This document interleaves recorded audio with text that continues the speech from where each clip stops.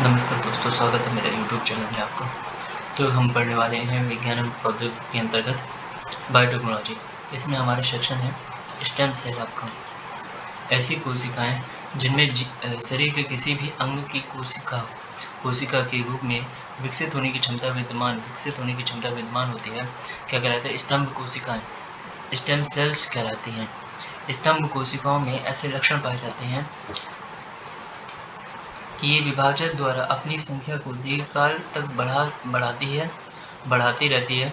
साथ ही ये कुछ निश्चित रासायनिक संकेतों को ग्रहण करने के बाद विशेषीकृत यानी स्पेशलाइज्ड कोशिकाओं में विभेदित या रूपांतरित हो सकती है। स्तंभ कोशिकाएं बहुकोशिकीय जीवों में पाई जाती हैं आपका, ठीक है। A single cell that can आपका replicate itself और differentiate into many cell types आपका, ठीक है। स्तंभ कोशिका शरीर के क्षतिग्रस्त भागों को ठीक करने में उपयोगी होती है। स्तंभ कोशिका का प्रकार है आपका, पहला आपका भ्रूणीय स्तंभ कोशिकाएं, दूसरा आपका वयस्क स्तंभ कोशिकाएं, ठीक है। भ्रूणीय स्तंभ कोशिकाएं देखते हैं। भ्रूण की शुरुआती अवस्था से प्राप्त की गई कोशिकाएं भ्रूणीय स्तंभ कोशिकाएं कहलाती हैं। इस प्रकार की स्तंभ कोशिकाओं से शरीर के लगभग प्रत्येक भाग का निर्माण किया जा सकता है। विभाजित होने की क्षमता के आधार पर इन्हें दो भागों में बांटा जा सकता है, ठीक है। टोटीपोटेंट स्तंभ कोशिकाएं, टोटीपोटेंट स्टेम सेल्स आपका अंडाणु आपका ओवन तथा शुक्राणु स्पर्म के मिलने से इस प्रकार की स्तंभ कोशिकाओं का निर्माण होता है। इसके शुरुआती कुछ विभाजनों से भी टोटीपोटेंट स्टेम सेल्स की प्राप्ति होती है। इस प्रकार की स्तंभ कोशिकाओं से पूरे जीवन का निर्माण किया जा सकता है। चूंकि इस प्रकार की स्तंभ कोशिकाओं को प्राप्त करने के क्रम में भ्रूण की मृत्यु हो जाती है तथा इनका उपयोग क्लोनिंग हेतु भी किया जा सकता है। इसी कारण चिकित्सकीय अनुप्रयोगों की दृष्टि से इस प्रकार की स्तंभ कोशिकाओं की प्राप्ति व प्रत्येक देश में प्रतिबंध है आपका, परंतु चिकित्सा के क्षेत्र में शोध की दृष्टि से यूएसए, चीन, जापान जैसे देशों ने इसकी प्राप्ति की अनुमति दे दी है आपका। एम्स में भी भ्रूणीय स्तंभ कोशिका बैंक यानी एम्ब्रियोनिक स्टेम सेल बैंक की स्थापना की गई है, जहां स्टेम सेल चिकित्सा संबंधी रिसर्च किया जा रहा है आपका, ठीक है, आपका प्लूरिपोटेंट स्तंभ कोशिकाएं वे प्लूरिपोटेंट स्टेम सेल्स आपका टेटिपोटेंट स्टेम सेल्स के विभाजन से प्लूरिपोटेंट स्टेम सेल्स का निर्माण होता है। इन्हें पश्च भ्रूणीय अवस्था यानी लेटर एम्ब्रियोसोनिक स्टेज गर्भनाल के रक्त से तथा गर्भपात के बाद प्राप्त हुए भ्रूण यानी 12 सप्ताह के अंदर हुए गर्भपात से प्राप्त किया जा सकता है। इन्हें प्राप्त करने अपेक्षाकृत आसान है अतः गर्भनाल के रक्त से प्राप्त स्तंभ कोशिकाओं को स्टेम सेल बैंक में सुरक्षित रखवाया जा सकता है ताकि आने वाले समय में चिकित्सकीय उपयोग की दृष्टि से इनका उपयोग किया जा सके। ये स्तंभ कोशिकाएं भी लगभग प्रत्येक प्रकार की कोशिका में बदल सकती है आपका। वयस्क स्तंभ कोशिकाएं, ये स्तंभ कोशिकाएं संपूर्ण शरीर में पाई जाती हैं। ये बच्चों में वृद्धों की अपेक्षा अधिक संख्या में उपस्थित होती हैं। शरीर के टूट-फूट होने पर ये क्षतिपूर्ति के लिए आवश्यक होती हैं। विभाजित होने की क्षमता के आधार पर इन्हें निम्नलिखित भागों में बांटा जा सकता है। मल्टीपोटेंट स्तंभ कोशिकाएं, ये कुछ निश्चित प्रकार की कोशिकाओं में ही विभाजित हो सकती हैं। इस प्रकार की स्तंभ कोशिकाएं अस्थि मज्जा यानी बोन मैरो, वसीय ऊतकों, एडिपोज टिश्यूज, अक्ल दांत यानी विजडम टूथ और एवं हृदय में पाई जाती है। अस्थि मज्जा की स्तंभ कोशिकाएं ही विभाजित होकर आरबीसीज, डब्ल्यूबीसीज और प्लेटलेट्स बनाती हैं आपका। ओलिगोपोटेंट स्तंभ कोशिकाएं आपका, ये 2 या 3 प्रकार की कोशिकाओं में ही विभाजित हो सकती हैं, जैसे लिम्फोइड कोशिकाएं ही बी तथा टी कोशिकाएं डब्ल्यूबीसीज के प्रकार बनाते हैं आपका। यूनिपोटेंट स्तंभ कोशिकाएं आपका, इस प्रकार की स्तंभ कोशिकाएं एक ही प्रकार की कोशिकाओं में बदल सकती है आपका। इंड्यूस्ड प्लूरिपोटेंट स्तंभ कोशिकाएं आपका चिकित्सकीय दृष्टि से अत्यंत उपयोगी हैं। प्लूरिपोटेंट स्तंभ कोशिकाएं भ्रूणीय स्तंभ कोशिकाओं के ही प्रकार हैं।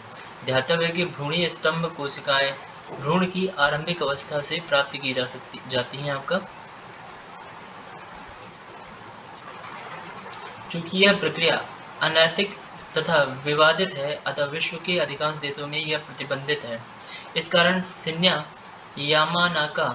यामानाका तथा जॉन वी गर्डन ने वयस्क कोशिकाओं को प्लूरिपोटेंट स्टेम सेल्स में बदलने की विधि का आविष्कार किया, जिन्हें इंड्यूस्ड प्लूरिपोटेंट स्टेम सेल्स कहा जाता है। इस कार्य के लिए दोनों वैज्ञानिकों को संयुक्त रूप से 2012 में चिकित्सा का नोबेल पुरस्कार प्रदान किया गया। आईपीएससी टेक्नोलॉजी की मदद से अनेक रोगों जैसे पार्किंसन, पेशीय दुर्विकास यानी मस्कुलर डिस्ट्रॉफी तथा विकलांगता को दूर किया जा सकता है। आपका स्तंभ कोशिकाओं की उपयोगिता, यूटिलिटी ऑफ स्टेम सेल्स। इसके द्वारा अल्जाइमर, पार्किंसन व मधुमेह जैसी बीमारियों का इलाज अत्यंत सरल हो जाएगा आपका। इन कोशिकाओं के द्वारा मानव विकास की प्रक्रिया के उस प्रत्येक चरण को समझा जा सकेगा जिसे गर्भाशय में विकसित हो रहे भ्रूण से समझना कठिन है आपका। ठीक है, इन कोशिकाओं में विकसित ऊतक के मध्य से कार्निया का प्रत्यारोपण सुगमतापूर्वक किया जा सकेगा। इसके द्वारा नई अस्थियों का विकास कर अस्थि संबंधी व्याधियों के उपचार को सरल बनाया जा सकेगा आपका। भविष्य में दवाओं का परीक्षण स्तंभ कोशिकाओं से बने भ्रूण पर किया जाना संभव हो सकेगा, जिससे बंदरों व चूहों की आवश्यकता नहीं पड़ेगी। अस्थि मज्जा की स्तंभ कोशिकाओं से रक्त कोशिकाएं यानी ब्लड सेल्स बनाई जा सकती हैं, जिससे रक्त संचार प्रणाली से संबंधित बीमारियों पर नियंत्रण स्थापित किया जा सकेगा। एचआईवी संक्रमण से नष्ट हुई कोशिकाओं को फिर से बनाया जा सकेगा आपका। भारत के प्रमुख स्तंभ कोशिका अनुसंधान केंद्र यानी India's leading stem cell research centre, national centre for biological sciences NCBC Bengaluru में आपका। Institute for stem cell biology and regenerative medicine in stem आपका बेंगलुरु में है। National centre for cell science आपका पुणे में आपका, जिसे NCCS बोलते हैं। International centre for stem cells cancer and biotechnology ICS CCB Pune में आपका। Centre for stem cell sciences CSCS Hyderabad में है। इसकी school of regenerative medicine SORM Manipal Karnataka में आपका। LV प्रसाई आई इंस्टीट्यूट LVPEI हैदराबाद में आपका। GGI MER चंडीगढ़ में आपका। SGPGI MS लखनऊ में आपका।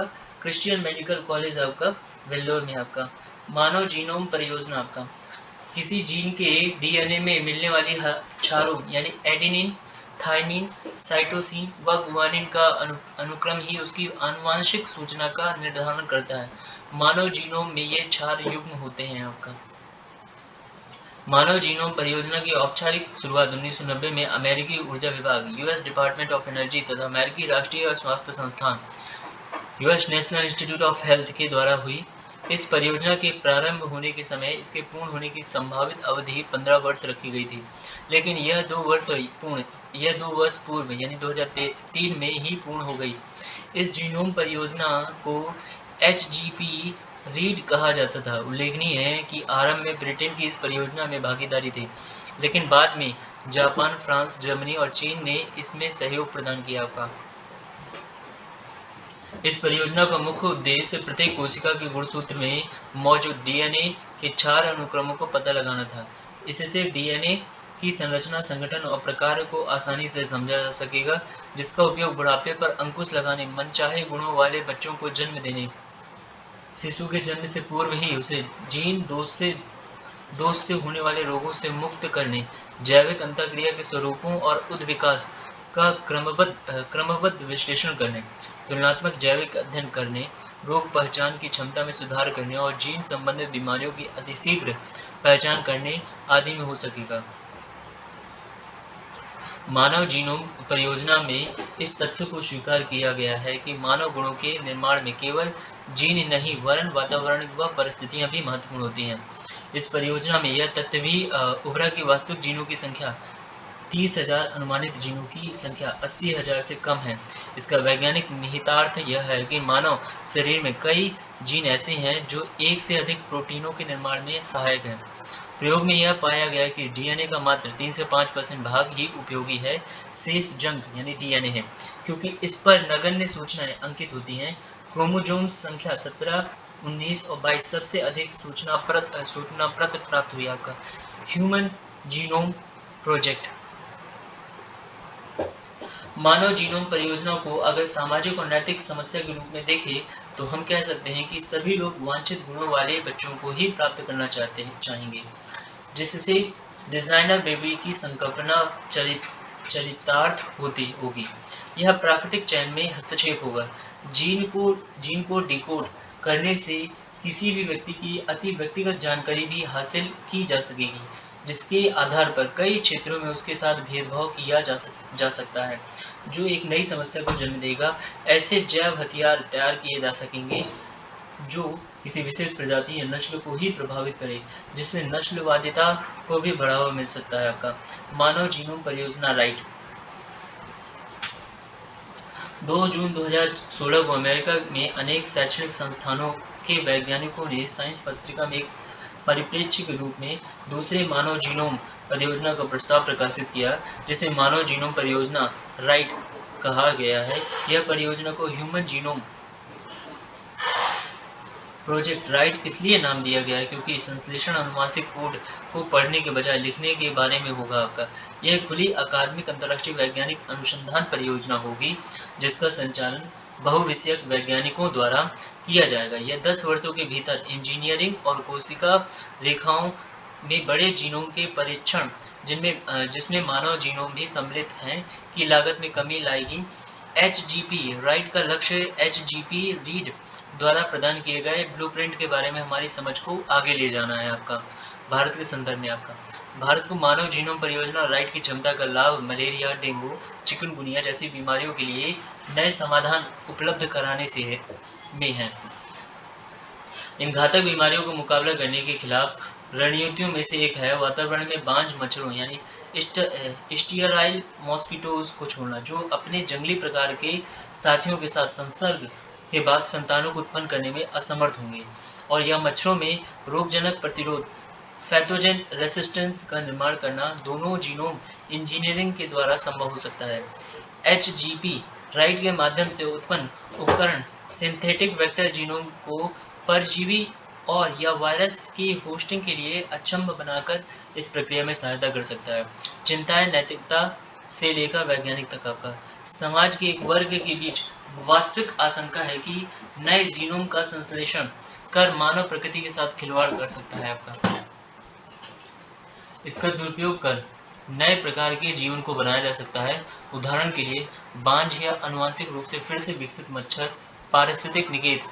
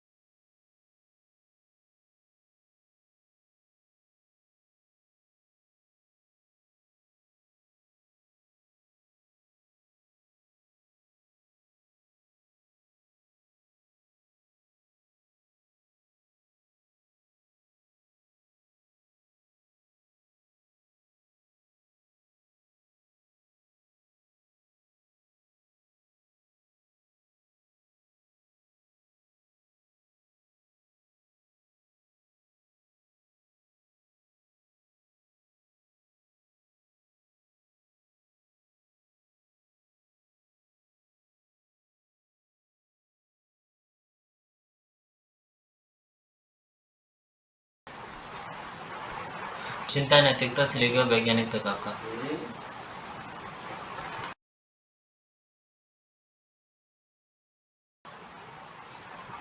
चिंता नैतिकता से लेकर वैज्ञानिक तक आपका। ठीक है। समाज के एक वर्ग के बीच वास्तविक आशंका है कि नए जीनोम का संश्लेषण कर मानव प्रकृति के साथ खिलवाड़ कर सकता है। इसका दुरुपयोग कर नए जीवन को बनाया जा सकता है। उदाहरण के लिए बांझुआ आनुवांशिक रूप से फिर से विकसित मच्छर पारिस्थितिक निकेत यानी इकोलॉजिकल नीचे में असंतुलन पैदा कर सकते हैं और कीड़े की पूरी आबादी का सफाई कर सकते हैं। जंगलों में मॉडिफाइड मच्छरों को छोड़ने से गैर लक्षित प्रजातियों में भी इसका जीन हस्तांतरित हो सकता है, जो कि इसका नकारात्मक प्रभाव है आपका। इसके नियंत्रण के लिए मजबूत डिजाइन और उच्च रोकथाम स्तर का फील्ड ट्रायल आवश्यक है।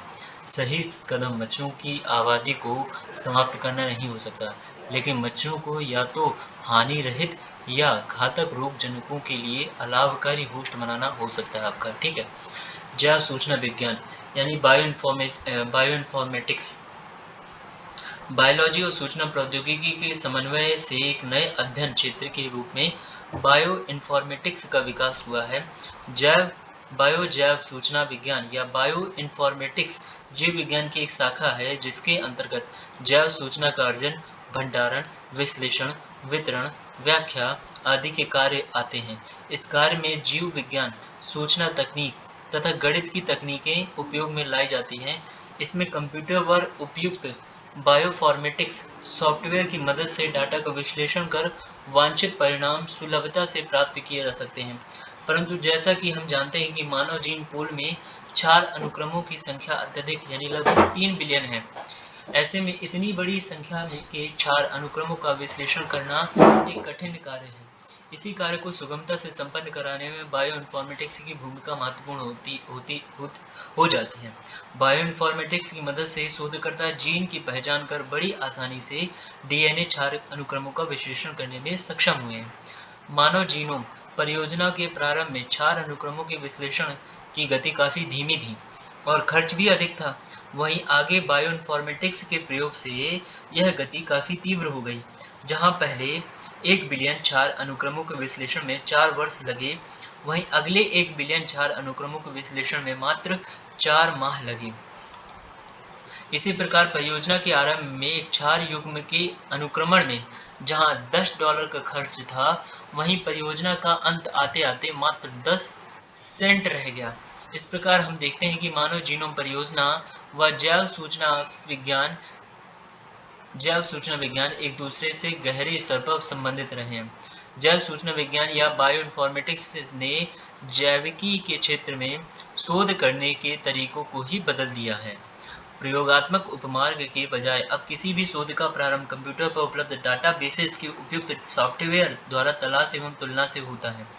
किसी शोधकर्ता वैज्ञानिक द्वारा एक जीन के 4 अनुक्रमों को प्राप्त कर लेने के पश्चात उसकी किसी डेटाबेस पर पहले से विद्यमान किसी अनुक्रम से तुलना की जा सकती है। दोनों अनुक्रमों में कितनी समानता है, इस आधार पर नए जीन की कार्यशैली या उत्पत्ति पर प्रकाश डाला जा सकता है। इससे कई लाभ प्राप्त होने की संभावना, जैसे किसी जानलेवा बीमारी के लिए उत्तरदायी जीन समूह का पता लगाना, औषधि निर्माण के लिए लक्ष्य निर्धारित करना, एक उपयुक्त औषधि को उसके वैध प्राप्तकर्ता तक आसानी तथा शीघ्रता से पहुंचाना आदि आपका। आनुवांशिक डाटा उन शोधकर्ताओं के लिए एक खजाने के समान है जो यह जानने के जिज्ञासु हैं कि जीन किस प्रकार हमारे स्वास्थ्य को प्रभावित करता है। मानव जीनोम परियोजना के द्वारा खोजे गए आधे जीन का कार्य अभी तक स्पष्ट नहीं है। ऐसे में बायोइन्फॉर्मेटिक्स का महत्व जीन की पहचान करने, कार्य निर्धारित करने तथा जीन आधारित रोगों की पहचान, रोकथाम व इलाज में काफी महत्वपूर्ण हो जाता है। बायोइन्फॉर्मेटिक्स के द्वारा न केवल जीवों, वनस्पतियों के बारे में जानकारी प्राप्त करना सहज हुआ है, बल्कि कृषि उत्पादकता तथा जैव संरक्षण संबंधी उपायों का विकास भी संभव हुआ है। मानव जीनोम एडिटिंग यानी ह्यूमन जीनोम एडिटिंग। जीनोम किसी प्राणी की जेनेटिक संरचना है, उसके डीएनए का पूर्ण समुच्चय है जो एक रासायनिक यौगिक है जिसमें किसी प्राणी के कार्य करने के लिए आवश्यक पूरी सूचना हो रहती है। फिर से समझते हैं। मानव जीनोम किसी प्राणी की जेनेटिक संरचना है, उसके डीएनए का पूर्ण समुच्चय है जो एक रासायनिक यौगिक है जिसमें किसी प्राणी के कार्य करने के लिए आवश्यक पूरी सूचना रहती है आपका, ठीक है। डीएनए का प्रत्येक अणु दो तंतुओं से मिलकर बना होता है जो एक दूसरे के चारों ओर लिपटे रहते हैं। प्रत्येक तंतु एटीजीसी यानी एडेनिन, थाइमीन, गुआनिन और साइटोसिन, एडेनिन, थाइमीन, गुआनिन और साइटोसिन नामक 4 न्यूक्लियोटाइड क्षारों से मिलकर बनता है। मानव जीनोम में क्षार के ऐसे 3 मिलियन युग्म होते हैं जो प्रत्येक कोशिका के केंद्र में गुणसूत्रों के 23 युग्मों यानी कुल 46 में रहते हैं। वर्ष 1990 से 2023 के वर्ष 1990 और 2003 के बीच मानव जीनोम परियोजना नामक एक अंतर्राष्ट्रीय अनुसंधान परियोजना द्वारा इन सभी 23 गुणसूत्री युग्मकों का अनुक्रम निर्धारित किया गया था आपका। जीनोम एडिटिंग किसी प्राणी की जीनोम संरचना में परिवर्तन करने के लिए डीएनए के 4 युग्मकों को जोड़ना, हटाना और प्रतिस्थापित करना है। जीनोम एडिटिंग के लिए उपलब्ध तकनीकें हैं आपका clustered regularly interspaced short palindromic repeats CS9 नामक तकनीक ने जीनोम एडिटिंग को एक नया आयाम प्रदान किया है। यह पूर्ववर्ती तकनीकों के मुकाबले अधिक तेज, सस्ती और सटीक तकनीक है जो जनन कोशिकाओं में डीएनए के अनुक्रम को सटीकता से निर्धारित कर सकती है, एडिट कर सकती है और प्रतिस्थापित कर सकती है। यह तकनीक आनुवंशिक रोगों जैसे sickle cell thalassaemia, HIV, cancer और हंटिंगटन रोग को बच्चों में जाने से रोक सकती है। एक अन्य लोकप्रिय विधि सोमैटिक सेल जीन थेरेपी है। इस तकनीक में कोशिकाओं को एक समूह को लक्षित किया जाता है जिसका उपयोग एकल जीन विकारों वाले रोग जैसे थैलीसीमिया और हीमोफीलिया के उपचार में किया जा सकता है आपका। संभावित खतरे इस उपचार के आलोक का कहना है कि यह नैतिकता की दृष्टि से एक खतरनाक कदम है जिससे आनुवंशिकीय रूप से वर्धित डिजाइनर बेबीज अर्थात वांछित जेनेटिक लक्षणों की इंजीनियरिंग को बढ़ावा मिलेगा आपका।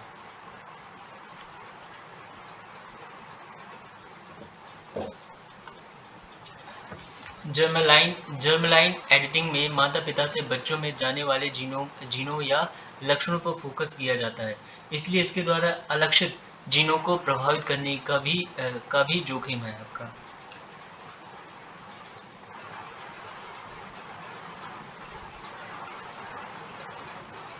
इसमें स्थायी परिवर्तन होने का जोखिम है जो आगामी पीढ़ियों में अंतरित हो सकता है आपका। ज्ञात रोगों से शरीर को मुक्ति दिलाने के अलावा क्रिस्पर यानी CRISPR द्वारा जीनों में किया जाने वाला फेरबदल कुछ ऐसे जीनों के प्रकटन को बढ़ा सकता है। यह एक प्रकार से गर्भ स्तर पर ही डोपिंग का मामला होगा आपका।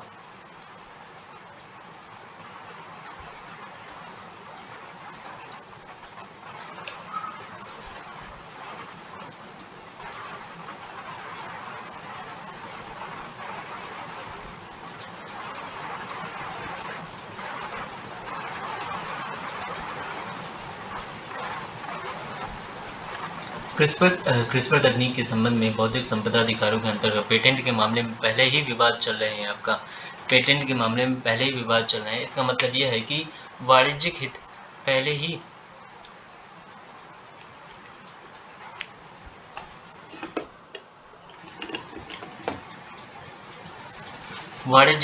से ही इतने अधिक हैं कि जीन एडिटिंग को एक उत्पाद के रूप में पेश किए जाने के लिए कानून बनाने और वाणिज्यिक हितों के लिए लॉबिंग करने का काफ़ी प्रयास किया जा रहा है। भारत का दृष्टिकोण अन्य देशों के मुकाबले भारत में नैतिक सरोकार ज़्यादा महत्वपूर्ण है। विशेषज्ञों का कहना है कि धनी लोगों द्वारा इस तकनीक का उपयोग वांछित लक्षणों से युक्त बच्चा पैदा करने के लिए किया जा सकता है। जीन एडिटिंग का उपयोग प्रसव पूर्व परीक्षण, भ्रूण प्रबंधन और IVF में किया जा सकता है। बालकों को वरीयता देने जैसी सामाजिक बाधाओं का सामना कर रहे विकासशील और अविकसित देशों को जीन एडिटिंग के क्षेत्र में सावधानी पूर्वक आगे बढ़ाने की आवश्यकता है। भैया अब नोट है यहाँ पर, तो ध्यान दीजिएगा। अतीत को देखें तो IVF से लेकर थ्री पैरेंट बेबी टेक्नोलॉजी तक प्रजनन से जुड़ी कोई भी नई तकनीक विवादों में घिरने के बाद आखिरकार बनी रही। जब यह साबित हो जाए कि जीन एडिटिंग तकनीक का इस्तेमाल सुरक्षित है और इससे कई वंशानुगत बीमारियां रोकी जा सकती हैं, खासकर वे जिनके लिए दूसरा कोई इलाज नहीं है, तो इसकी इजाज़त दे दी जानी चाहिए। ध्यातव्य है कि फरवरी 2017 में US national academies of sciences, engineering and medicine ने वैज्ञानिकों को इस तकनीक के इस्तेमाल की इजाज़त दी थी और कहा था कि एक दिन यह इलाज के लिए स्वीकार्य होगी, लेकिन इसके लिए पहले गहन शोध जरूरी है जो कई जगहों पर हो, ताकि सुरक्षा और नैतिकता से जुड़ी हर बहस पर विराम लग सके। जीनोम मानचित्रण यानी जीनोम मैपिंग।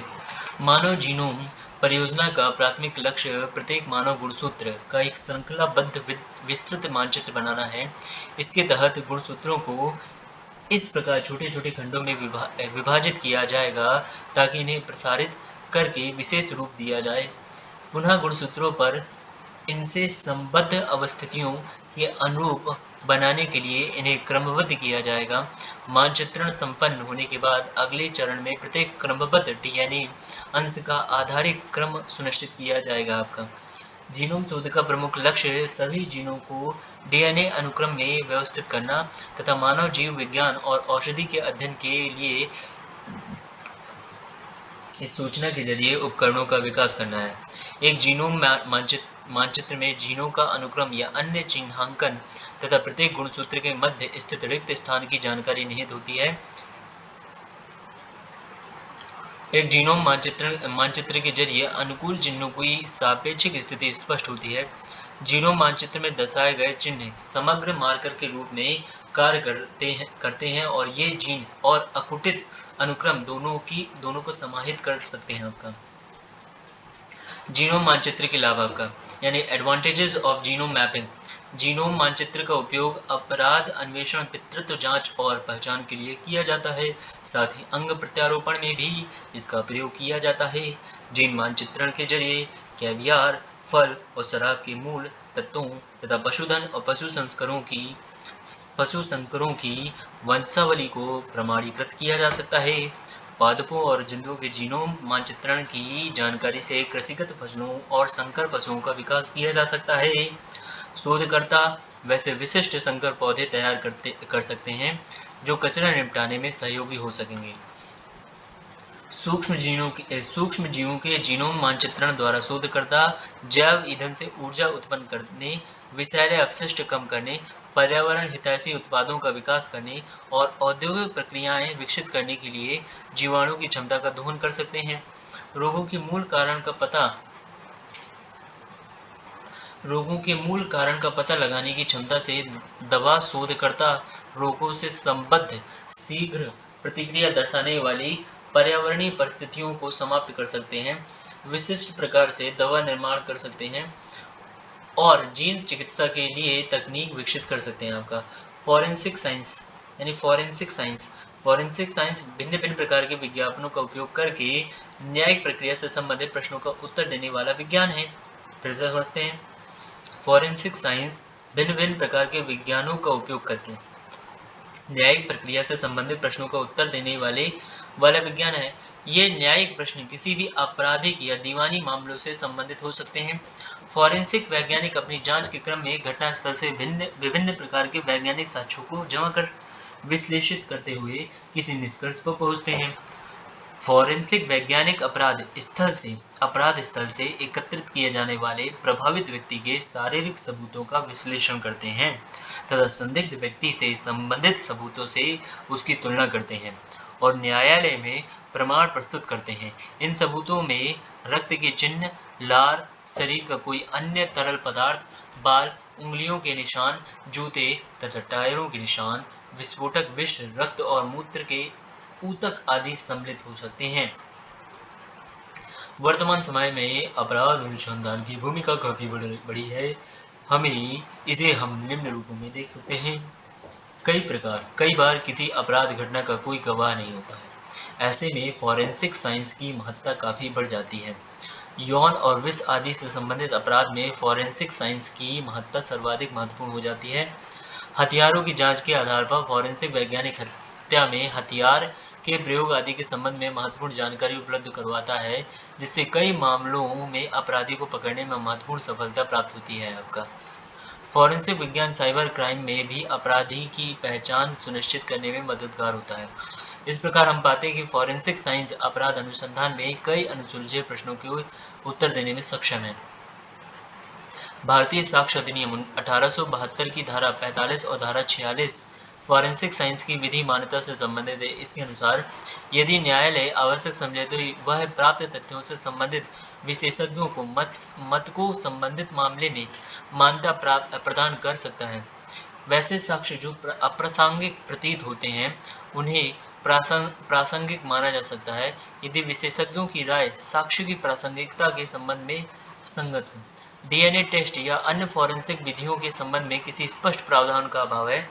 सीआरपीसी की धारा 53 पुलिस और जांच अधिकारी को शारीरिक द्रव्य, रक्त, वीर्य या योनि स्राव आदि को घटनास्थल से किसी वैध चिकित्सा विशेषज्ञ की मदद से जमा करने तथा इस संबंध में जांच कर रिपोर्ट प्रस्तुत करने की अनुमति देती है तथा कई बार न्यायालयों द्वारा इसे कानूनी या संवैधानिक बाध्यता के रूप में स्वीकार नहीं किया जाता है। डीएनए फिंगरप्रिंटिंग आनुवंशिक स्तरों पर लोगों की पहचान सुनिश्चित करने की तकनीक को ही डीएनए फिंगरप्रिंटिंग या डीएनए प्रोफाइलिंग कहते हैं आपका। फिर से समझते हैं।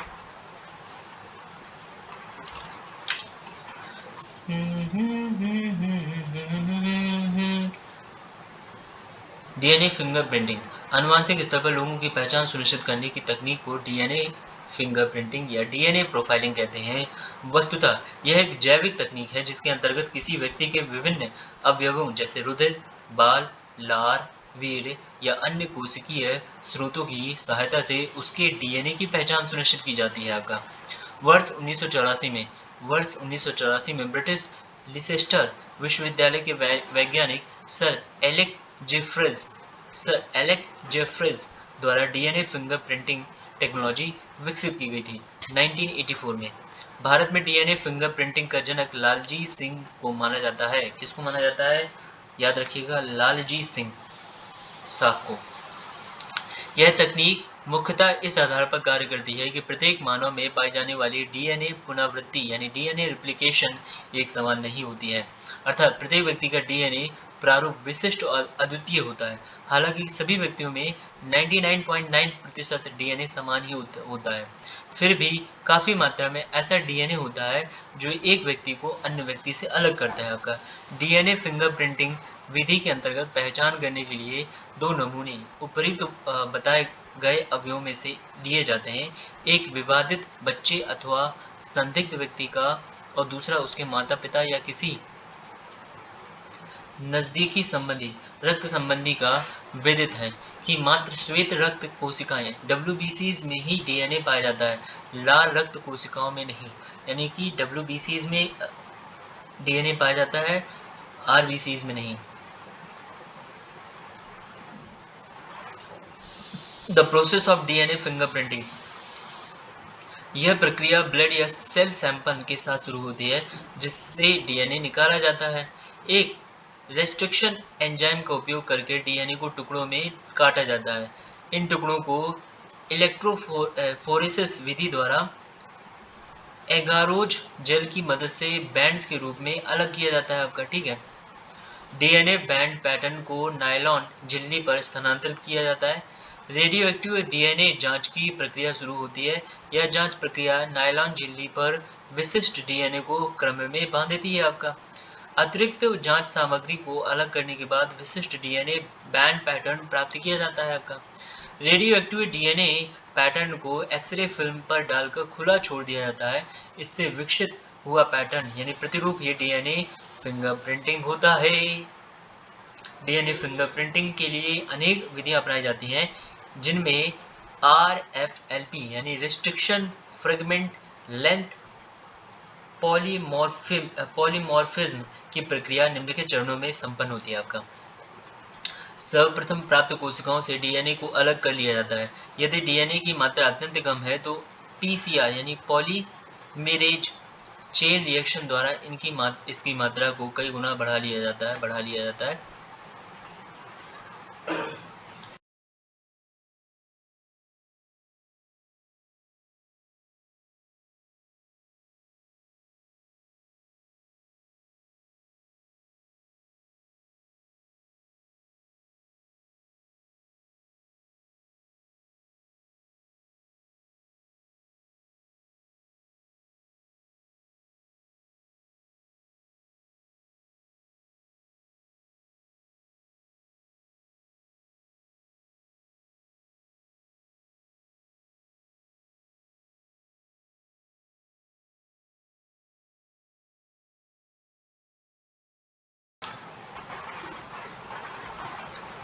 यदि डीएनए, ठीक है, सर्वप्रथम प्राप्त कोशिकाओं से डीएनए को अलग कर लिया जाता है। यदि डीएनए की मात्रा अत्यंत कम है तो पीसीआर यानी पॉलीमेरेज चेन रिएक्शन द्वारा इसकी मात्रा को कई गुना बढ़ा लिया जाता है। रेस्ट्रिक्शन एंजाइम यानी रिस्ट्रिक्शन एंजाइम की सहायता से डीएनए को निश्चित स्थानों को से काटकर वीएनटीआरएस यानी variable number of tandem repeats को अलग कर लिया जाता है। वीएनटीआर एक ही प्रकार के न्यूक्लियोटाइड सीक्वेंस की पुनरावृत्ति है जो अलग-अलग प्राणियों में अलग-अलग होती है आपका। जेल इलेक्ट्रोफोरेसिस जेल इलेक्ट्रोफोरेसिस विधि का उपयोग कर इन वीएनटीआरएस को आकार के आधार पर क्रमबद्ध कर लिया जाता है। सदर्न ब्लॉट तकनीक की सहायता से इन वीएनटीआरएस को न्यूट्रोसेलुलोज या नायलॉन शीट पर स्थानांतरित कर दिया जाता है। रेडियो लेबल्ड अणु जो कि उस जीनोम के पूरक होते हैं जिनमें वीएनटीआरएस प्राप्त हुए हैं, इनको वीएनटीआरएस से जोड़ा जाता है तथा अतिरिक्त रेडियो लेबल्ड अणुओं को पानी द्वारा हटा दिया जाता है।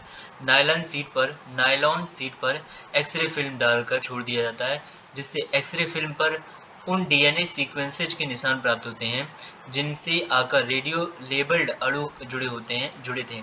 ये डीएनए फिंगरप्रिंट्स है आपका। डीएनए फिंगरप्रिंटिंग तकनीक के उपयोग आपका। डीएनए फिंगरप्रिंटिंग तकनीक निम्नलिखित विषयों के संबंध में अत्यंत उपयोगी एवं कारगर समझी जाती है। पैतृक संपत्ति से संबंधित विवादों को सुलझाने के लिए, आनुवांशिक बीमारियों की पहचान एवं उनसे संबंधित चिकित्सकीय कार्यों के लिए, बच्चों के वास्तविक माता-पिता की पहचान के लिए, आपराधिक गतिविधियों से संबंधित गुत्थियों को सुलझाने के लिए, दुर्घटना के दौरान शवों की पहचान करने के लिए, विश्व में प्रजातियों के भौगोलिक वितरण का पता लगाने में आदि। डीएनए फिंगरप्रिंटिंग की सीमाएं यानी limitations of DNA fingerprinting. DNA fingerprinting तकनीक में एक मुख्य समस्या यह है कि नमूना सरलता से नष्ट हो सकता है। ध्यान दीजिए, गौर से देखिए, गौर से सुनिए। डीएनए फिंगरप्रिंटिंग तकनीक में एक मुख्य समस्या यह है कि नमूना सरलता से नष्ट हो सकता है। जेनेटिक जंक फूड की बात नहीं करना मित्रों। जेनेटिक जंक के सूक्ष्मतम कण डीएनए नमूनों को संक्रमित कर उन्हें अनुपयोगी बना सकते हैं। हालांकि डीएनए फिंगरप्रिंटिंग को कार्य करने के लिए एक उपयुक्त नमूने की आवश्यकता होती है, फिर भी पीसीआर यानी पॉलीमरेज चेन रिएक्शन नामक एक नवीन तकनीक के उपयोग से इस समस्या का हल निकाला जा सकता है। पीसीआर डीएनए के बेहद सूक्ष्म नमूनों का इस्तेमाल कर सकता है और त्वरित परिणाम दे सकता है, परंतु पीसीआर द्वारा उपयोग किए गए डीएनए नमूने भी अपने आकार के कारण संक्रमित हो सकते हैं, क्योंकि संक्रमण विहीन छोटे नमूने प्राप्त होना बहुत मुश्किल होता है। डीएनए फिंगरप्रिंटिंग की एक अन्य सीमा यह है कि इसकी इसकी प्रक्रिया अत्यधिक जटिल होने के कारण डीएनए पैटर्न को पढ़ने में असहजता होती है और इसी वजह से कभी-कभी अस्पष्ट साक्ष्य ही प्राप्त हो पाता है आपका। पॉलीग्राफ टेस्ट झूठ पकड़ने वाली तकनीक है जिसमें आदमी के बातचीत के कई ग्राफ एक साथ बनते हैं और इससे हर संभावित झूठ को पकड़ने की कोशिश की जाती है आपका। असल में जिस इंसान का टेस्ट होना है उसकी धड़कन, सांस, रक्तचाप के उतार-चढ़ाव को ग्राफ के रूप में दर्ज किया जाता है। शुरू में नाम, उम्र और पता पूछा जाता है। उसके बाद अचानक उस विशेष दिन की घटना के बारे में पूछ लिया जाता है। इस अचानक सवाल से उस इंसान पर मनोवैज्ञानिक दबाव पड़ता है और ग्राफ में बदलाव दिखता है। अगर बदलाव नहीं आता है तो इसका मतलब है कि वह सचमुच सच बोल रहा है। टेस्ट के दौरान संबंधित व्यक्ति से कुछ सवाल पूछे जाते हैं, जिनमें 4 से 5 उस घटना से संबंधित होते हैं। जिन सवालों पर ग्राफ में बदलाव आता है, उसका विशेषज्ञ विश्लेषण करते हैं। सामान्यतः झूठ बोलते समय श्वसन लेने की गति और लय बदल जाती है। मतलब झूठ बोलने के समय श्वसन लेने की गति और लय बदल जाती है। इस दौरान ब्लड प्रेशर, पल्स, सांस की गति और शरीर से निकल रहे पसीने के आधार पर यह जानने की कोशिश की जाती है कि व्यक्ति सच बोल रहा है या नहीं। इस तकनीक के वैज्ञानिक तकनीक वाले टेस्ट में यह जरूरी नहीं है कि आरोपी सच ही बोले, इसमें झूठ बोलने की पूरी आशंका होती है। यही कारण है कि कोर्ट इन्हें साक्ष्य के रूप में नहीं मानता। कई ऐसे मामले सामने आए हैं जिनमें पुलिस को इस टेस्ट से कोई मदद नहीं मिली। पॉलीग्राफ मशीन या लाई डिटेक्टर का आविष्कार 1921 में जॉन अगस्टम लार्सन द्वारा किया गया था। Narco test. नार्को शब्द की उत्पत्ति ग्रीक शब्द नार्की से हुई है, जिसका अभिप्राय है एनेस्थीसिया अर्थात निश्चेतना।